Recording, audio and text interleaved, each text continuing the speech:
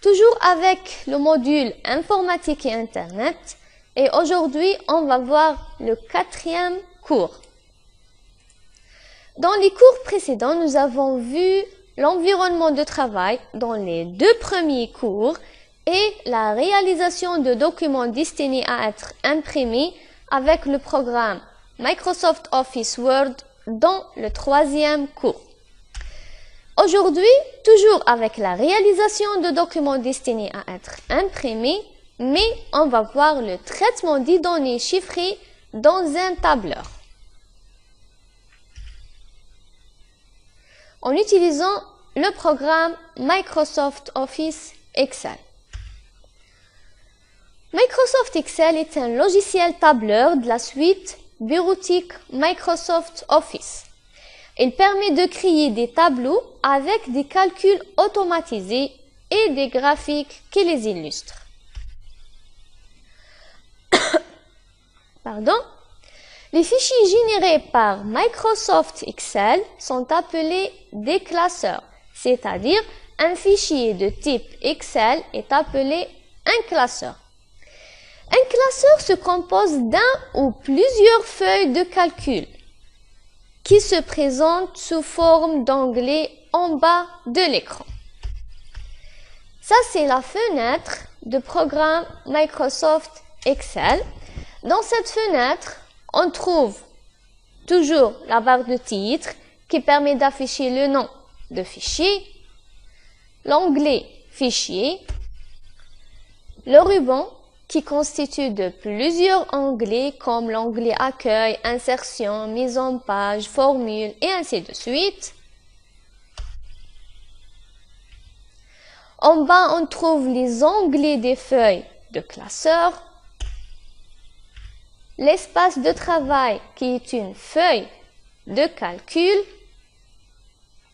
Chaque feuille est constituée de plusieurs colonnes et plusieurs lignes, où l'intersection d'une ligne avec une colonne donne une cellule. On trouve aussi la barre d'adresse qui permet d'afficher le nom de la cellule et la barre de formule qui permet d'afficher la formule à calculer. Ça, c'est concernant la fenêtre de programme Microsoft Excel. On va voir maintenant les feuilles de calcul. Une feuille de calcul comporte 16 384 colonnes, dont les cases d'en-tête sont nommées de A à Z, ensuite de AA à AZ, puis de BA à BZ, et ainsi de suite, jusqu'à la dernière colonne qui est XFD. Ça, c'est pour les colonnes. Pour les lignes, une feuille de calcul comporte 1 048 576 lignes, dont les cases d'en-tête sont numérotées de 1 jusqu'à la dernière ligne. Une feuille de calcul totalise plus de 17 milliards de cellules. Chaque cellule comporte le nom de l'intersection de la ligne et de la colonne où elle se trouve.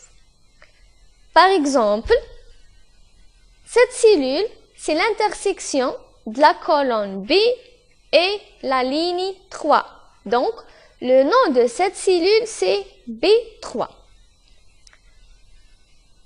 Ça, c'est concernant le nom des cellules. On va voir maintenant quelques opérations sur les feuilles de classeur. L'accès le plus simple aux opérations sur les feuilles de calcul est le clic droit sur le nom des feuilles en bas de l'écran.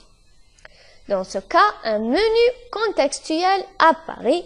Dans ce menu, on trouve l'opération Insérer qui permet d'ajouter une nouvelle feuille de calcul.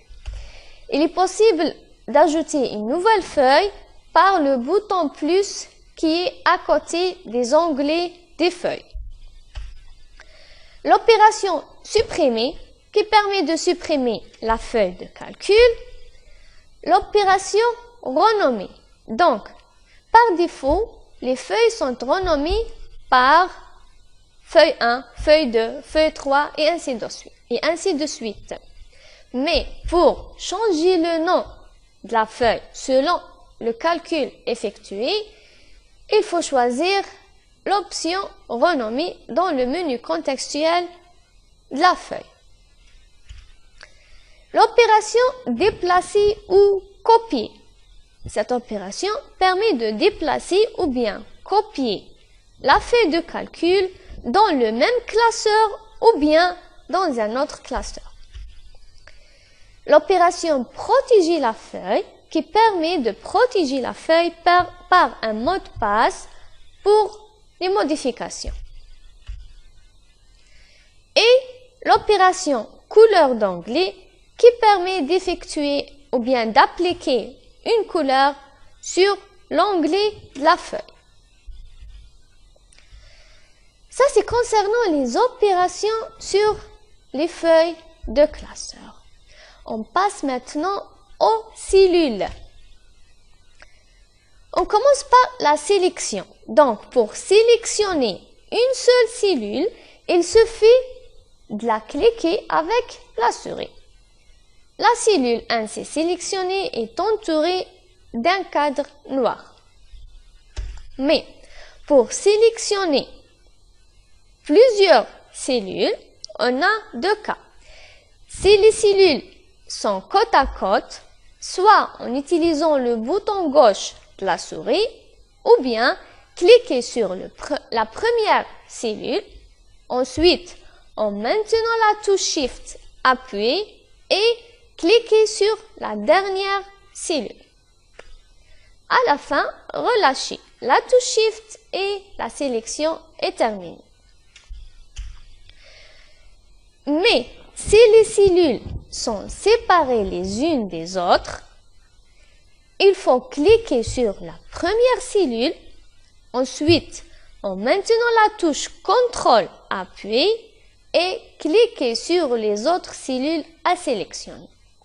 À la fin, relâchez la touche CTRL et la sélection est terminée. Ça, c'est pour la sélection des cellules. La saisie dans les cellules. Bon, comment saisir des données dans les cellules? Il faut tout d'abord sélectionner la cellule, ensuite saisir les données. À la fin, appuyez sur la touche Entrée pour valider les données. Les données saisies apparaissent dans la cellule active et dans la barre de formule. La mise en forme des données. Pour mettre en forme les données, il faut tout d'abord sélectionner les cellules contenant les données à modifier et utiliser les commandes du groupe Police de l'onglet Accueil.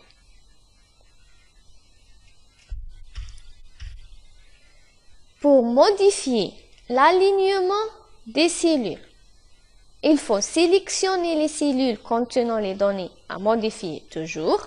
Ensuite, utiliser les commandes du groupe Alignement de l'onglet Accueil. On passe maintenant au contenu des cellules. Il existe bien des manières d'afficher les données dans Excel. Par exemple, le format monétaire, la date ou bien le pourcentage. Et pour ce faire, il faut sélectionner tout d'abord les cellules, ensuite, dans l'onglet Accueil, utiliser les commandes du groupe Nombre pour spécifier le format des données. On passe maintenant au tableau. Pour créer un tableau dans Excel, il existe différentes méthodes. La première méthode, cliquez sur le bouton Bordure du groupe Police et choisir Tracer les bordures ou bien Tracer les bordures de grille. Cela permet de tracer les bordures à la main. C'est une solution intéressante pour les tableaux aux formes inhabituelles. Il est aussi possible de sélectionner une couleur et un style de ligne pour tracer les bordures, et cela par les options couleur de ligne et style de trait. La deuxième méthode, sélectionner une plage de cellules qui est sélectionner une plage de cellules, ensuite appliquez-lui un style de tableau prédéfini. Et ça par l'activation du bouton Mettre sous forme de tableau dans le groupe Style de l'onglet Accueil. Donc, il existe plusieurs types ou bien plusieurs formats de tableaux prédéfinis.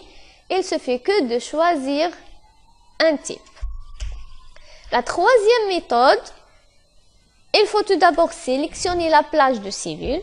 Ensuite, sous l'onglet Insertion et dans le groupe Tableau, cliquez sur l'option Tableau. Ça, c'est pour la création des tableaux dans l'Excel. On passe maintenant aux formules, les formules de calcul. Donc, maintenant, on va voir comment effectuer un calcul dans Excel, ou bien un calcul automatique. Donc, une formule est un ensemble de données saisis dans une cellule. Elle sert à effectuer un calcul dans la feuille de calcul. Une formule dans Excel commence toujours par le signe égal. Vous pouvez ensuite effectuer toutes les opérations courantes, c'est-à-dire l'addition, la soustraction, la multiplication et la division, en combinant les noms de cellules et les nombres. Et pour bien comprendre, on va voir un exemple. Donc, par exemple, la cellule A1, c'est A1.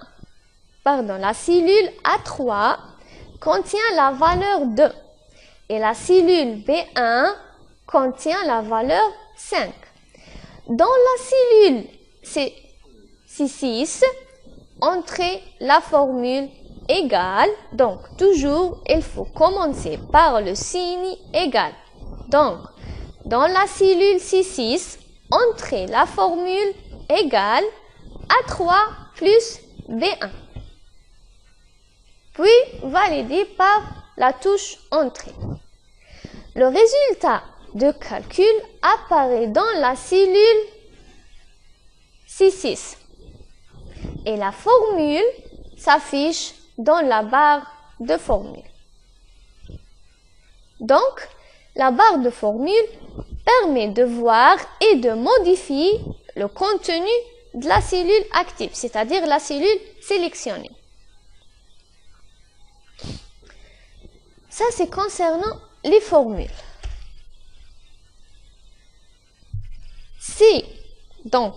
Si vous changez le contenu des cellules A1 ou bien B3, A3 et B1, le programme Excel recalcule le contenu de la cellule C6 de façon automatique.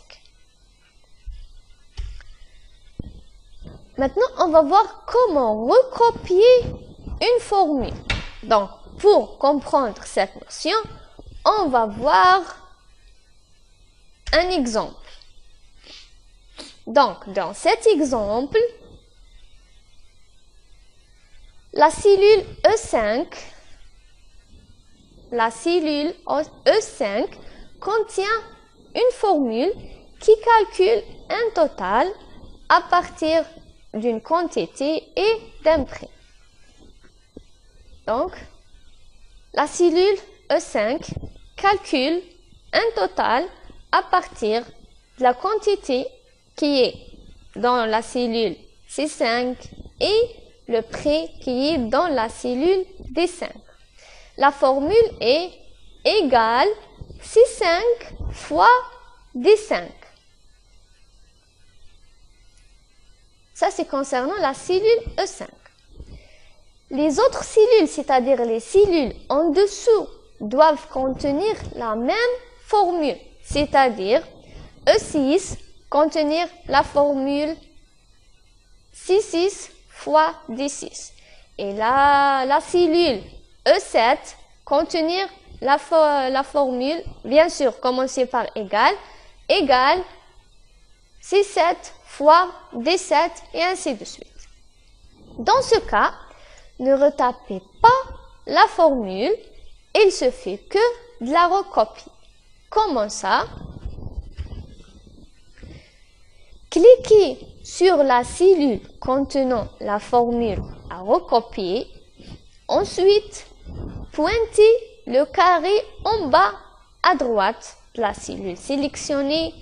Dans ce cas, le curseur prend la forme d'une petite croix noire.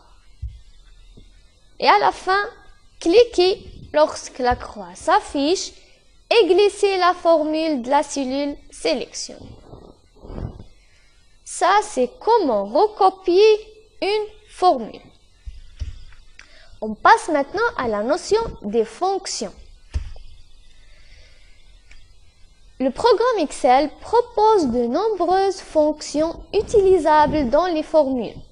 Ces fonctions permettent d'effectuer des tâches complexes et nous évitent d'avoir à construire des formules compliquées.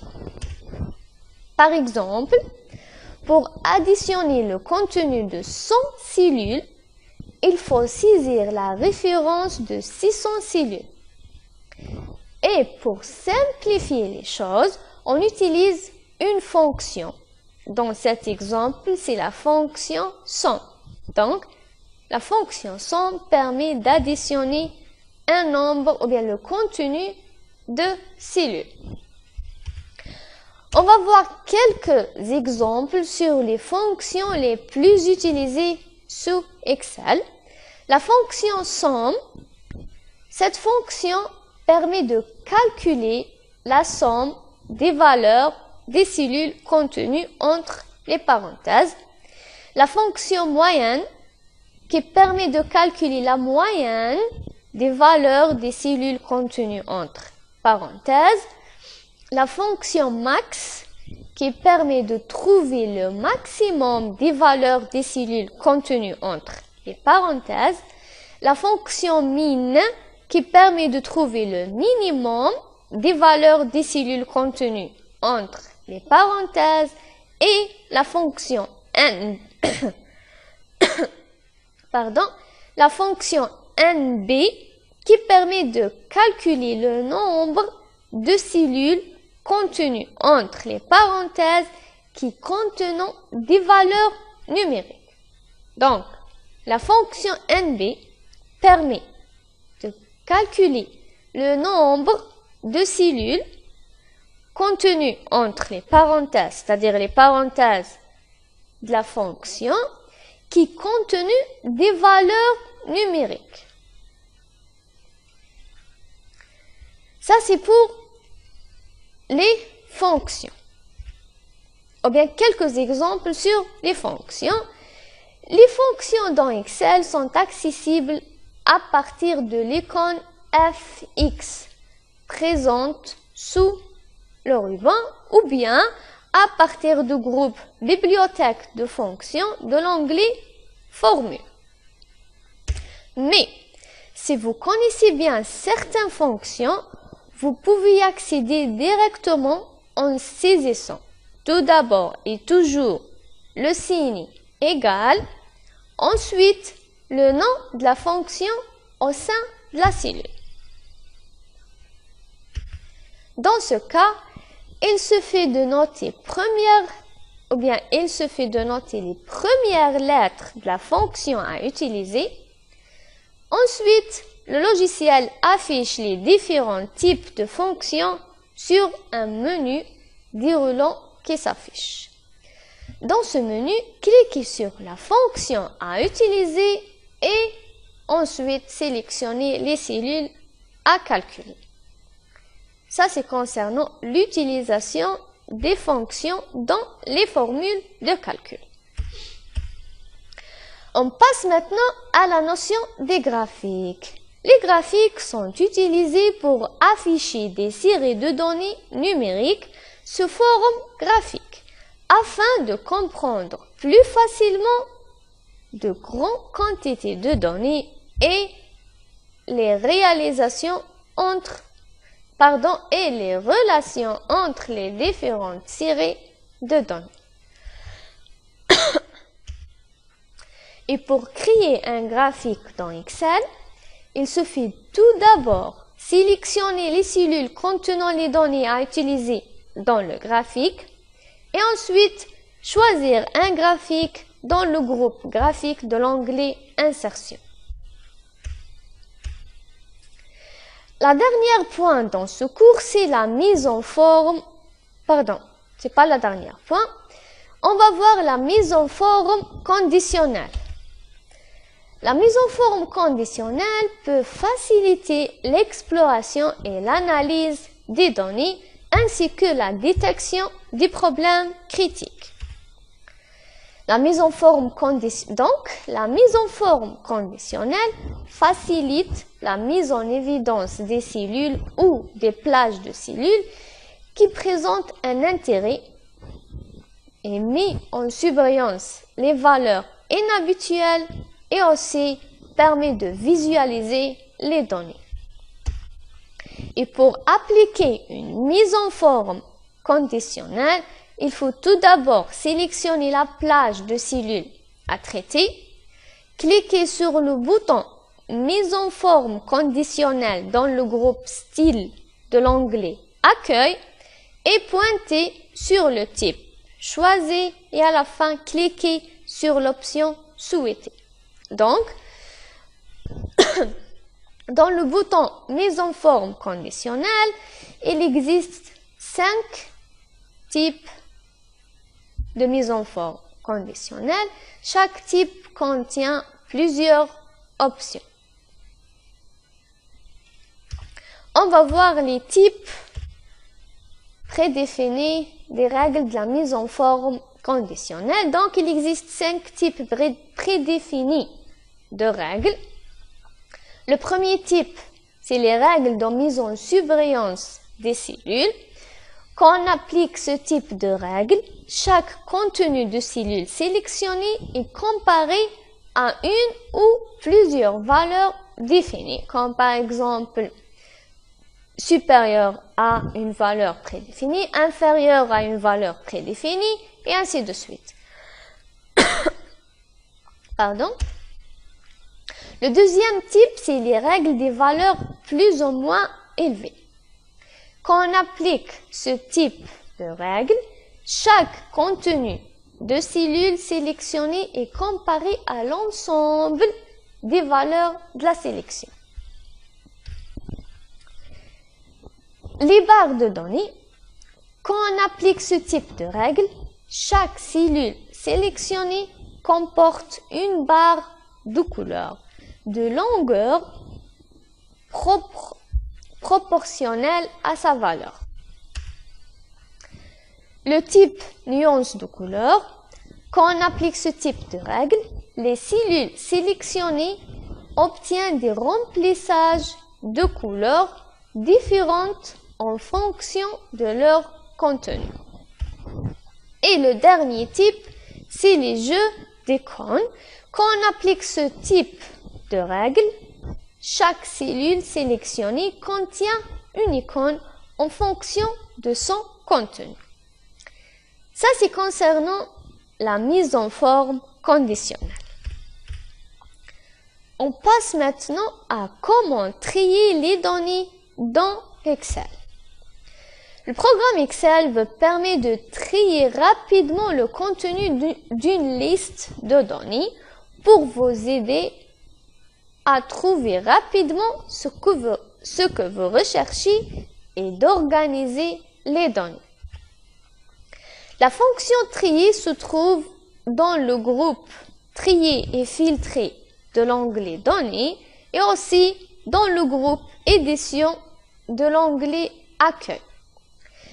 Dans cette option, il existe, ou bien dans l'icône de trier les données, il existe deux options. La première, c'est le tri de plus petit au plus grand. La deuxième, c'est le tri de plus grand au plus petit. Ça, c'est concernant le tri des données. La dernière point, c'est le filtrage des données. Comment filtrer les données? Le filtrage des données permet de ne laisser afficher que celles qui répondent à des critères spécifiques. Les autres données sont juste masquées et pas supprimées. La fonction filtrer se trouve dans le groupe trier et filtrer de l'onglet données. Cette fonction affiche dans l'entête des colonnes une petite flèche qui fournit un menu permettant de spécifier les critères de filtre. Les données filtrées n'affichent que les lignes qui répondent aux critères spécifiés et masquent les autres lignes. Donc, les données filtrées sont masquées et pas supprimées. Ça, c'est tout concernant le traitement des données chiffrées dans un tableur avec le programme Microsoft Office Excel. Pardon. J'espère que tout était clair. Merci de votre attention et à la prochaine séance.